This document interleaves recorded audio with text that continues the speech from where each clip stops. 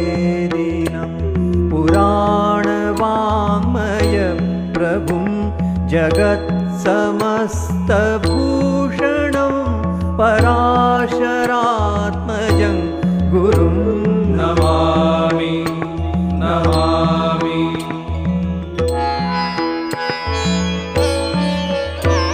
निपीय वेदवाङ्मयं सुसूत्रतां तथा तनोत् विनिर्ममे च भारतं तथात्र पुण्यमय